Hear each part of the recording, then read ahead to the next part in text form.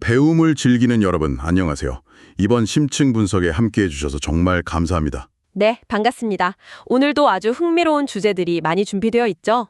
그렇죠. 보통 우리 기술업계에서는 약간 가장 새로운 것이 곧 가장 뛰어난 것이라는 공식이 막 진리처럼 통용되곤 하잖아요. 맞아요. 다들 항상 더 빠르고 더 새롭고 한 번도 본 적 없는 그런 패러다임을 찾아 헤매니까요. 네네. 그런데 오늘 저희가 테이블 위에 쫙 펼쳐놓은 자료들을 보면요. 그 견고했던 공식에 꽤 흥미로운 균열이 생기고 있다는 걸 알 수 있습니다. 사실 균열 정도가 아니라 어떤 면에서는 거대한 지각 변동이라고 볼 수도 있거든요. 오, 지각 변동. 좋아요. 일단 오늘 다룰 출처들이 굉장히 다채롭습니다. 최근 샌프란시스코에서 열렸던 아주 뜨거운 기술 미트업 소식부터 시작해서요. 그리고 37 시그널스가 새롭게 발표한 오픈소스 시스템도 있죠. 네, 치열한 철학적 토론이 오간 루비 개발자 회의록, 또 우리 개발자들의 영원한 숙제죠. 그 로컬 환경 세팅을 해결해줄 최신 가이드, 마지막으로 커뮤니티 컨퍼런스 소식까지 꽉꽉 채워져 있습니다. 겉보기에는 이게 다 각기 다른 층위의 뉴스들 같잖아요. 근데 이 자료들을 하나의 선으로 쭉 연결해보면 기술계 전반의 거대한 흐름이 명확하게 드러납니다. 아, 단순히 특정 도구가 업데이트됐다는 수준의 뉴스가 아니라는 거네요. 그럼요.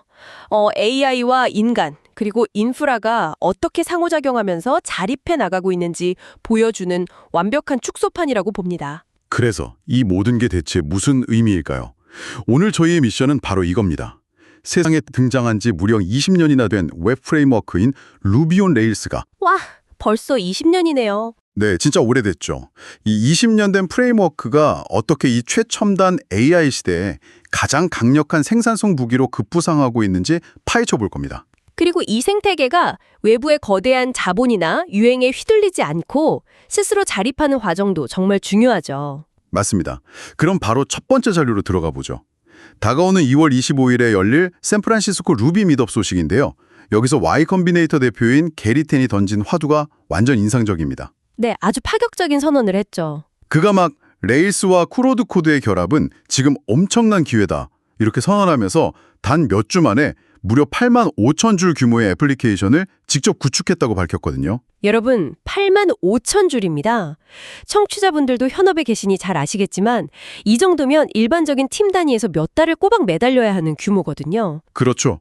그걸 AI 도구를 활용해서 단기간에 혼자 싹 밀어붙였다는 거잖아요. 여기서부터 이야기가 정말 흥미로워집니다. 네, 단순한 기술 예찬이 아니라 본인이 직접 경험한 압도적인 생산성 격차를 수치로 증명해버린 셈이니까요. 이 현상을 딱 보면 작년 샌프란시스코 컨퍼런스에서 블라디미르 데멘티예프가 예고했던 그 개념이 떠올라요. 바이브 코드 말씀하시는 거죠? 네네, 맞아요. 바이브 코더. AI 도구를 써서 제품의 뼈대랑 살을 순식간에 약간 직관적으로 팍팍 붙여나가는 새로운 유형의 빌더들이 등장할 거다. 이렇게 예측했잖아요. 불과 2달 만에 그 예언이 완벽한 현실이 된 겁니다. 진짜 소름 돋죠. 아리나 나자로바라는 개발자 사례도 있잖아요.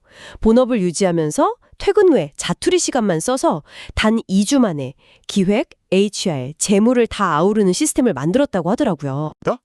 아니, AI가 코딩을 주도하는 시대라면 당연히 좀 구조가 유연하고 가장 최근에 디자인된 최신 언어가 각광받아야 하는 거 아닐까요? 아주 자연스러운 의문입니다. 왜 수많은 최신 자바스크립트 프레임워크들을 다 제쳐두고 하필 20년 된 도구가 부활했는가? 누군가는 막 레거시라고 부를지도 모르잖아요. 그렇죠. 근데 여기서 매력적인 부분이 뭐냐면 레이즈가 오랫동안 고수해온 핵심 철학이 있습니다. 바로 설정보다 관례, 즉 컨벤션 오버 컨피규레이션인데요. COC. 네, 이게 대형 언어 모델, 즉 LLM의 본질적인 특성이랑 너무나도 완벽하게 맞아떨어집니다. 어떻게 맞아떨어지는 건지 여러분을 위해 조금만 더 풀어서 설명해 주시겠어요? LLM은 근본적으로 다음 텍스트, 그러니까 다우 토큰을 확률적으로 예측하는 모델이잖아요. 네, 확률 게임이죠. 만약 개발 환경이 중구난방이고 팀이나 개발자마다 폴더 구조, 변수 이름 짓는 규칙이 제각각이라고 한번 상상해 보세요. 벌써 머리가 아프네요. AI 입장에서는 다음에 어떤 코드를 생성해야 할지 갈피를 전혀 잡지 못합니다. 그러면 이른바 환각 현상, 할루시네이션이 터질 확률이 급격히 높아지죠. 그래서 제약이 필요한 거군요. 레일스처럼 의견이 엄청 강하고 구조가 명확한 프레임워크에서는 AI가 헤맬 일이 없다는 거네요. 정확합니다. 컨트롤러는 어디 둬야 하는지, 데이터베이스 마이그레이션 파일 이름은 어떻게 지어야 하는지 이미 확고한 관례가 있거든요. 그 견고한 규칙들이 AI한테는 일종의 명확한 가이드라인이 되는 거네요. 네, 그래서 다음 코드를 예측하기가 훨씬 쉬워지고 결과적으로 생성되는 코드의 품질이 비약적으로 상승하는 겁니다. 기술적으로 완전 납득이 가네요. 근데 반대로 생각해보면 그렇게 틀에 박힌 규칙을 강제하는 게 최신 AI 모델의 창의적인 문제 해결 능력을 제한하는 부작용은 없을까요? 예리하신 지적입니다. 하지만 엔터프라이즈급 소프트웨어 엔지니어링에서 창의적인 코드 구조라는 건 종종 유지보수의 악몽으로 이어지곤 합니다. 와, 창의적인 풀도 구조 진짜 듣기만 해도 끔찍하네요. 내가 짠 코드고 한 달 뒤에 보면 새로운데. 맞아요. AI가 매번 새로운 패턴을 창조해내면 결국 인간 개발자가 그 코드를 리뷰하고 관리하는 데 엄청난 시간을 쏟아야 하잖아요. 그렇죠. 레일스의 규칙은 창의성을 제한하는 게 아니라 아키텍처 레벨의 고민을 덜어주는 거군요. 네, 개발자와 AI가 오직 비즈니스 로직이라는 진짜 문제에만 집중할 수 있게 해주는 튼튼한 안전망 역할을 하는 겁니다. 와, 그러니까 이 20년 된 전통적인 강점이 AI 시대에 접어들면서 완전 복리처럼 컴파운드 어드밴티지로 작용하고 있다는 거네요. 실제로 시장 분위기가 뜨겁습니다. 레일스 8.1 업데이트를 보면 AI 친화적인 기능이 대거 추가되고 있고요. 연봉 이야기도 빼놓을 수 없죠. 최근 샌프란시스코 채용 시장에서는 이 기술 스택이랑 AI를 결합해서 성과를 낼 수 있는 포지션에 최고 30만 달러를 부른다면서요. 우리 돈으로 약 4억 원에 달하는 엄청난 액수죠. 4억 원이라. 기업 입장에서는 시니어 개발자 1명과 AI 그리고 레일즈의 조합이 기존의 거대한 마이크로 서비스 팀 전체를 대체할 수 있다고 확신한 거네요. 비용 효율성 면에서 게임이 안 되는 겁니다. 자, 그럼 이제 도구 이야기를 좀 해보죠. AI가 이렇게 미친 듯한 속도로 코드를 쏟아낸다면 우리가 그 코드를 다루고 검증하는 환경도 분명 달라져야 할 텐데요. 도구의 진화 속도도 지금 장난이 아닙니다. 여기서 두 번째 자료인 코이치 이토 개발자의 루보캅 업데이트 소식이 등장합니다. 이 부분은 제가 좀 설명해 드리고 싶은데요. 네, 아주 흥미로운 업데이트였죠. 여러분, 루보캅의 빌트인 MCP 서버 모드가 실험적으로 병합되었습니다. 청취자분들도 최근 도구 트렌드에 밝으시니 LSP 개념은 다들 익숙하실 거예요. 언어 서버 프로토콜이죠. 맞습니다. 기존에는 클로드 코드 같은 AI 에이전트가 코드를 검사할 때 터미널에 찍힌 에러 텍스트를 사람처럼 읽고 10번째 주도에 띄어쓰기 오류가 있네 하고 자연어로 해석을 한번 거쳐 했잖아요. 과정이 꽤 번거로웠죠. 근데 이번에 추가된 MCP 서버 모드는 그 비효율적인 중간 과정을 통째로 날려버립니다. 기계가 즉각적으로 처리하기 좋은 LSP 포맷으로 검사 결과를 AI 에이전트한테 직접 쏴주는 고속도로를 뚫어버린 거예요. 이 현상을 조금 더 큰 그림과 연결해 본다면 이건 소프트웨어 개발 역사에서 정말 중요한 변곡점입니다. 변곡점이요? 어떤 면에서요? 단순히 정적 분석 도구의 편리한 기능 하나가 추가된 게 아니거든요. 지금까지의 도구들이 인간을 보조하기 위해 존재했다면 이제는 도구 자체가 AI를 위한 거다. 맞습니다. 코드를 분석하고 피드백을 주는 도구가 AI 에이전트 네이티브 툴로 진화하고 있다는 뜻입니다. 와, 듣고 보니까 그러네요. AI가 코드를 짜면 로보캅이 기계어로 즉각적인 검사 결과를 피드백하고 AI가 그걸 받아서 지체 없이 코드를 자동 수동하는 거잖아요. 완벽하게 닫힌 루프, 즉 클로즈드 루프가 완성되는 거죠. 인간의 개입 없이도 코드 품질이 스스로 정화되는 단계에 진입한 겁니다. 개발 워크플로우의 패러다임이 통째로 바뀌고 있습니다. 그런데 이렇게 자동화된 환경이 매끄럽게 돌아가려면 팀원들 각자의 로컬 컴퓨터 환경도 완벽하게 통제되어야 하지 않나요? 당연하죠. 로컬 환경이 엉망이면 AI가 아무리 똑똑해도 소용없습니다. 그래서 이 타이밍에 이불 마천스에서 발표한 루비 온 웨일스 2026 가이드가 너무 재밌더라고요. 아주 훌륭한 가이드죠. 우리 소프트웨어 팀에서 제일 흔하게 듣는 변명 있잖아요. 제 컴퓨터에서는 잘 되는데요? 하하, 개발자라면 누구나 한 번쯤 해봤거나 들어본 변명이죠. 이걸 원천 차단하는 방법을 보여줍니다. 도커를 이용해서 개발 환경을 완전히 표준화하는 건데요. 사실 매번 터미널에 길게 명령어 치는 건 너무 귀찮잖아요. 개발자 경험 측면에서는 최악이죠. 그래서 이 가이드에서는 딥이라는 아주 얇고 똑똑한 래퍼 도구를 도입해서 그냥 친숙하게 명령어 하나로 복잡한 컨테이너를 제어하게 만듭니다. 근데 제가 진짜 감탄한 건 따로 있어요. 어떤 부분이죠?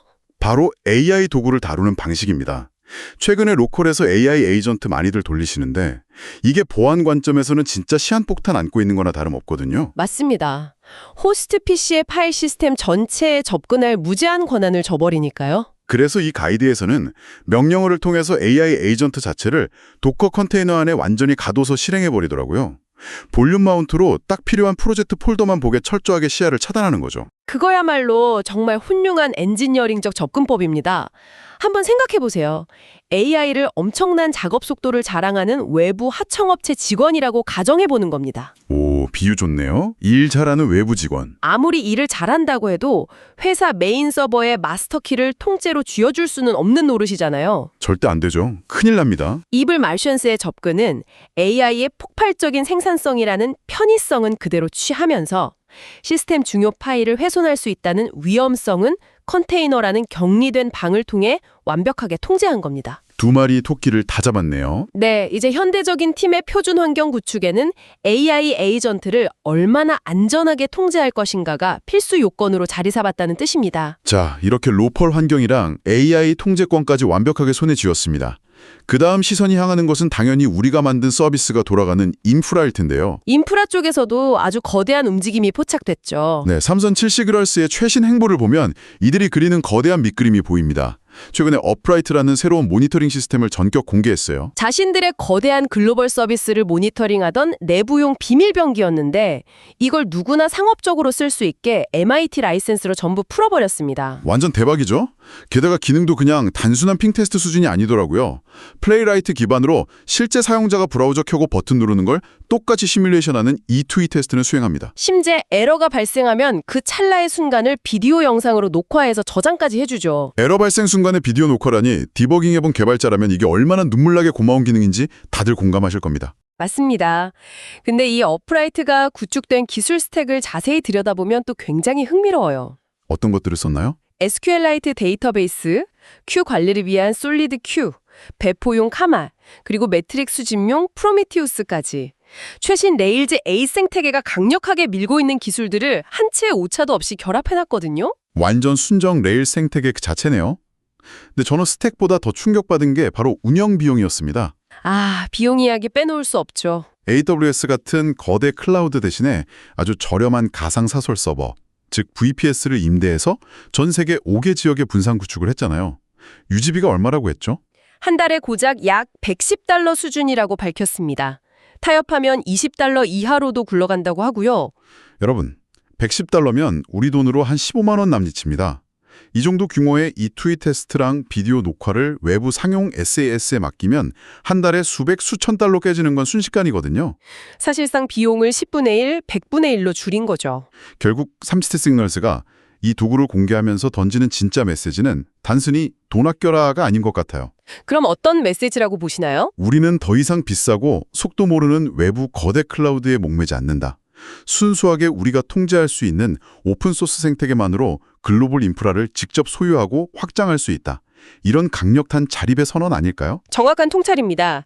최근 몇 년간 기술계를 지배했던 극도로 복잡한 마이크로 서비스나 무비판적인 클라우드 종속성에서 벗어나려는 강력한 움직임이죠. 다시 심플하고 튼튼하게 돌아가는 거군요. 네, 개발팀이 완전한 통제권을 줄 수 있는 모놀리식 구조와 독립 인프라로 회귀하려는 흐름을 대변하는 상징적인 릴리스입니다. 도구부터 인프라까지 모든 게 자립과 통제라는 철학을 향해 달려가고 있네요. 자, 그럼 기술이 이렇게 진화하는 동안 이 생태계의 방향키를 쥔 리더들은 과연 어떤 방식으로 결정을 내리고 있을까요? 그것도 아주 중요한 포인트죠. 결국 기술을 만드는 건 사람이니까요. 2월 12일에 있었던 루비 개발자 미팅 회의록을 보면 창시자인 마취의 철학적 고뇌가 아주 생생하게 담겨 있습니다. 저는 여기서 메서드 시그니처 끝에 쉼표 허용 안건이 제일 눈에 띄었어요. 트레일링 커마 말씀이시군요. 네, 솔직히 다른 언어 다뤄보신 분들은 배열 마지막에 쉼표 하나 찍는 게 디프 충돌 막아주는 완전 당연한 기능이라고 생각하시잖아요. 근데 루비 커뮤니티에서는 이게 수년 동안이나 결론이 안 나던 무거운 안건이었다고요. 외부에서 보면 좀 답답해 보일 수 있습니다. 하지만 거기에는 프로그래밍 언어를 하나의 문학으로 바라보는 마치 고유의 철학이 깔려 있어요. 아, 언어를 문학으로 본다. 멋진 표현이네요. 단순히 기계가 파싱하기 편하다고 혹은 버전 관리에 유리하다고 해서 언어의 시각적 아름다움이나 가독성을 해치는 문법을 함부로 허락하지 않겠다는 고집이죠. 이번에 드디어 마츠가 설득됐다면서 수용하긴 했잖아요. 수용은 했지만 조건이 붙었죠. 엔드블럭처럼 시각적으로 낯설고 혼란을 줄 수 있는 특정 형태는 단호하게 제외했습니다. 유연성은 주되 본질적인 명확성을 훼손하는 선은 긋겠다는 겁니다. 오, 근데 단순히 미학만 고집하는 건 또 아니더라고요. 오토로드 릴레이티브 기능 논의를 보니까 현실 세계와의 타협점도 잘 보여줍니다. 맞아요. 원래는 언어 차원에서 제거하자는 의견이 강했죠. 네, 근데 레일즈 진영 개발자들이 잠깐 우리 이거 대규모 운영 환경에서 엄청 유용하게 쓰고 있다 라고 증명하니까 흔쾌히 유지하는 쪽으로 수용했습니다. 철학적 고집보다 실용주의를 우위에 둔 거잖아요. 반면에 새로운 API인 deal.scan을 승인할 때는 또 다른 신중함이 엿보입니다. API 도입 자체는 승인했는데 비활성화 옵션에 대해서는 보류했죠. 진짜 필요한 실제 사용 사례가 나오면 그때 가서 논의하자라고요? 여기서 생태계를 20년 이상 이끌어온 명확한 판단 기준이 드러납니다. 첫째, 실제 사용 사례가 있는가. 둘째, 문법적 일관성을 해치지 않는가. 셋째, 작게 도입해서 나중에 확장할 수 있는가? 유즈 케이스가 부족했던 모듈랩 언더컨스트 도입 제한이 가차없이 기각된 것도 같은 맥락이네요. 대규모의 파격적인 혁신보다는 실용적이고 극도로 신중한 진화를 택하는 철학이죠. 그리고 이런 신중함이 역설적으로 앞서 극찬했던 레일즈의 단단한 관례를 만든 기반이 된 거고요. 진짜 톱니바퀴가 완벽하게 맞물려 돌아가네요. 그리고 이런 철학은 모니터 화면 안에만 머물지 않잖아요. 오늘 마지막 자료, 루비컨프 2026 티켓 오픈 전략을 보면 커뮤니티의 포용성도 돋보입니다. 아주 영리한 전략이었죠. 일반 티켓을 풀기 전에 가격이 더 비싼 서포터 티켓이랑 VIP 티켓을 먼저 오픈했잖아요. 이게 상업적 목적이 아니라 수익금 전액을 생태계 다양성을 넓히는 프로그램이랑 학생 지원 기금으로 직결시켰더라고요. 기술의 스펙만 쫓는 커뮤니티는 고인물이 되기 십상입니다. 이들은 생태계를 유지하는 진짜 힘이 새로운 사람들의 유입과 포용성이 있다는 걸 시스템으로 증명한 겁니다. 건강한 커뮤니티 없이 위대한 기술은 불가능하다. 명언이네요. 자, 이제 오늘의 심층 분석을 마무리할 시간입니다. 벌써 시간이 이렇게 됐네요. 배움을 즐기는 여러분, 만약 당장 내일 중요한 아키텍처 결정 회의에 들어가셔야 하거나 새로운 기술 트렌드 속에서 고민하고 계시다면 오늘 나눈 통찰들을 꼭 기억해 보시길 바랍니다. AI 시대라고 해서 무조건 낯선 기술만 쫓을 필요는 없다는 게 오늘 핵심이었죠? 맞습니다. 수십 년간 다듬어져온 엄격한 규칙과 단단한 관례를 가진 도구들이 AI와 만났을 때 상상도 못할 레버리지를 일으키고 스스로의 생태계를 독립적으로 지켜낼 수 있다는 사실 꼭 챙겨가셨으면 좋겠습니다. 변하지 않는 본질 위에 새로운 도구를 얻는 것, 그것이 가장 강력한 혁신일지도 모릅니다. 이 지점에서 아주 중요한 질문이 하나 떠오르네요. 오, 어떤 질문인가요? 오늘 우리는 대형 언어 모델이 인간이 정립해놓은 엄격한 관례를 바탕으로 엄청난 양의 코드를 단숨에 짜는 걸 목격했습니다. 그렇죠. 정말 경이로운 장면이었죠. 그렇다면 머지않은 미래에 AI가 단순히 인간의 규칙을 따르는 걸 넘어서 오직 AI 에이전트들끼리만 읽고 쓸 수 있는 그들만의 새로운 초고효율 프레임워크나 관례를 스스로 설계하기 시작한다면 어떻게 될까요? 인간의 가독성이라는 제약은 완전히 던져버리고 말이죠. 와, 인간은 읽지도 못하는 코드로 돌아가는 프레임워크요? 네, 과연 그 거대하고 낯선 기계들의 생태계 안에서 소프트웨어 개발자라는 인간의 역할은 도대체 어떤 형태로 남게 될까요? 와, 그건 정말 상상만 해도 등골이 서늘해지면서도 동시에 너무 흥미진진하네요. 텍스트 에디터의 장인으로 남을지 AI 시스템을 조율하는 철학자가 될지 깊이 고민해 봐야 할 시점인 것 같습니다. 여러분도 오늘 출퇴근길에 이 도발적인 질문 한 번쯤 꼭 상상해 보시길 권해드립니다. 생각할 거리가 아주 많은 하루가 되겠네요. 오늘 준비한 정보 탐구는 여기까지입니다. 여러분의 지적 갈증을 해소하는데 유쾌한 시간이 되었기를 바랍니다. 다음번에도 세상의 흐름을 날카롭게 꿰뚫는 흥미로운 자료들을 가득 안고 다시 찾아오겠습니다. 끝까지 함께해 주신 여러분 고맙습니다. 감사합니다. 다음 심층 분석에서 뵙겠습니다.